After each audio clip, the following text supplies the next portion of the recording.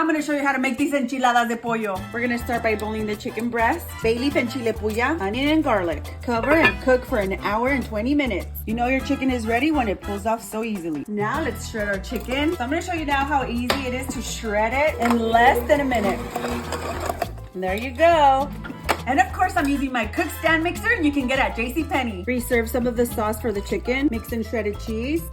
Add chile guajillo. Now let's blend the chiles and the chile puya, the garlic and the onion that we used to boil the chicken, extra garlic and the extra onion, the chicken broth and chicken bouillon. Now we blend.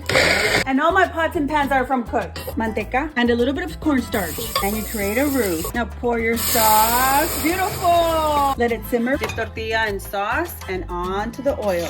5 seconds and you flip. Another 5 seconds and you take it out. Now let's stuff, roll, and place on your platter. Crema. Y listo! And enjoy.